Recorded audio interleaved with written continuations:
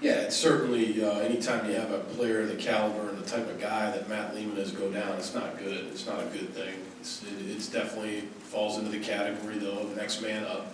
The next guy has to be able to fill in and do it, whether it's a tight end or it's a different personnel grouping involving more receivers, or maybe it's Pat Zerbe doing some more different types of things for us, guys like that.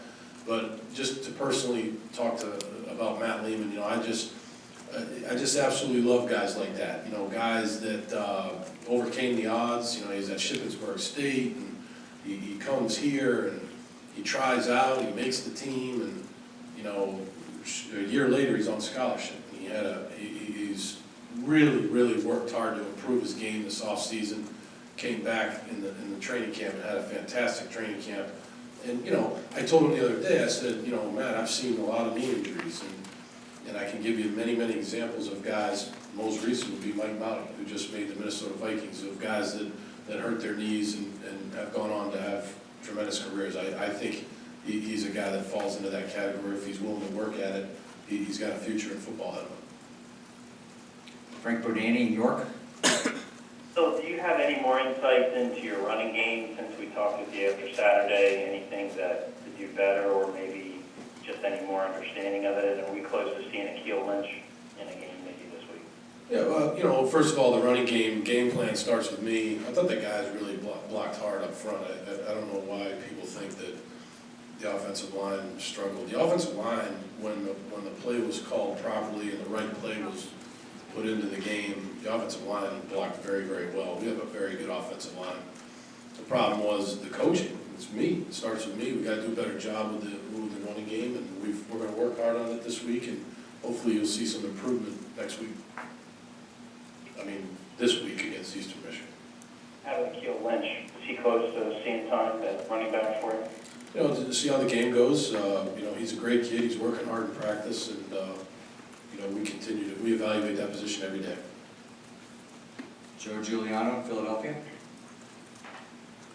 You're tough on yourself when it comes to play calling, as you just alluded to, but the third down conversions, 1 for 16, when you looked at the film, how much of it was the calls, how much of it was the execution or individual mistakes? Yeah, we got to call the plays better. We got to design the plays better, and we got to get the players to go out there and execute better. But again, we're going to really work hard on that this week. And I look at the game.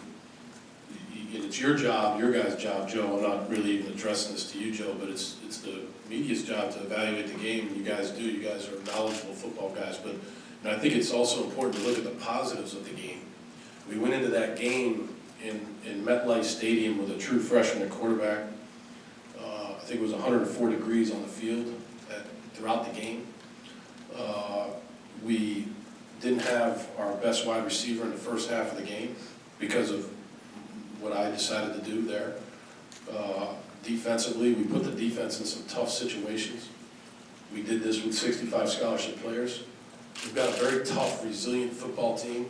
Personally, I'm going to try to do the best I can to improve this week as a head coach and do a better job, offensively, defensively, and special teams. But, to me, I just think, we should be talking about that a lot, because I think what's going on here, look, it's just one game, but I think it's an important subject to make sure that we all understand how again, we got a great bunch of kids that have stayed committed to Penn State, and I think it's pretty fun to be around.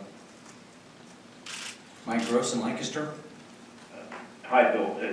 Before the season, you said that you changed some things in your practice and stuff to deal with the heat, and it looked like at the end of the game on Saturday, like the defense in particular had a lot of energy, like maybe they looked like the fresher team, and so do you feel like that stuff worked? And can you tell us a little bit about what kind of things you did to kind of make that happen?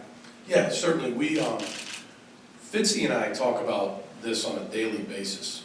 So whether even when we're on vacation, when I took a week off there during the summertime, I was calling him every day, and we just talk about the conditioning level of the team. We know we're going to get these guys stronger just because we really believe in the way we lift weights, and you can see there's definitely strength gains, especially with our older players. There's more 400-pound bench press guys, there's more 500-pound squat guys, and right on down the line. But what we tried to concentrate on this season, or this offseason, and we have to still, there's a long way to go here, but we tried to really concentrate on conditioning and conditioning in the heat. So we would condition in the middle of the day during the summertime and things like that, or condition in training camp.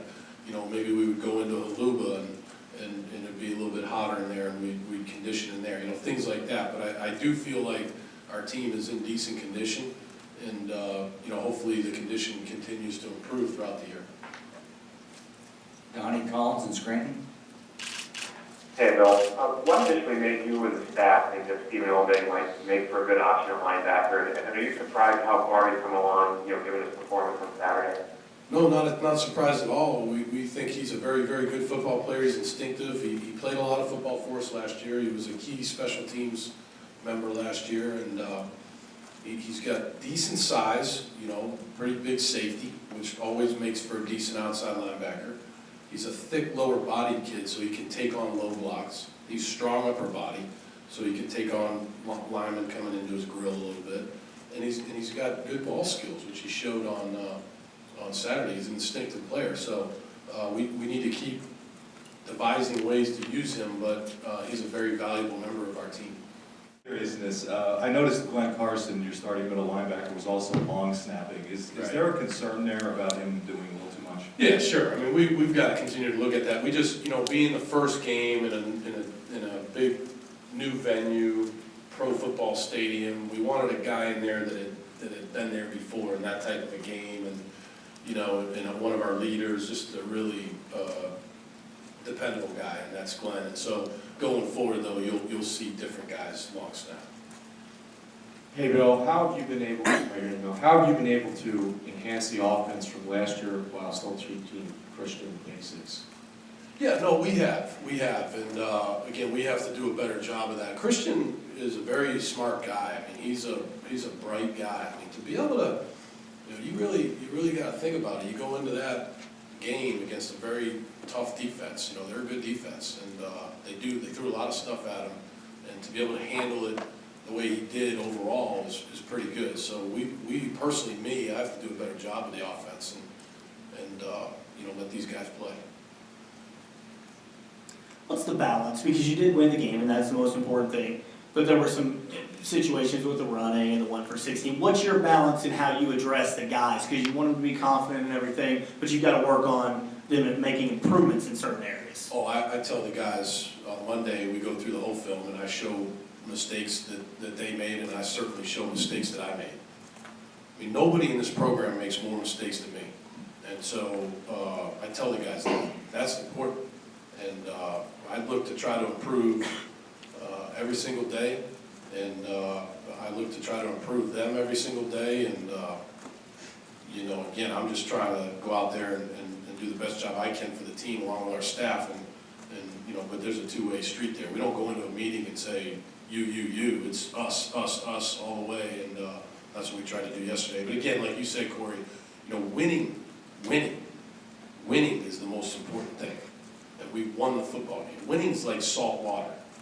It cures everything. But you're from Pennsylvania, so you don't even know about salt water. From the Cape, so. But you know, like you said, and you're right, you know, winning's the bottom line, and we won the football game.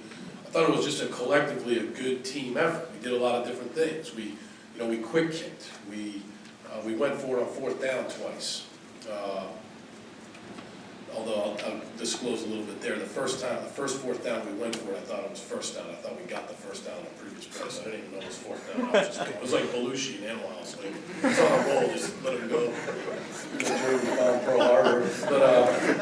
But so, you know, but and defensively we had a lot of different situations. At the end of the half, I tried to use all of our timeouts because I learned early in my coaching career that, you know, you shouldn't go into halftime with all your timeouts. So I try to use them. I got to be a little bit faster with the referee because maybe we could have gotten the ball back there and done something in a 2-minute drive. So we had a lot of different situations that came up in the game, and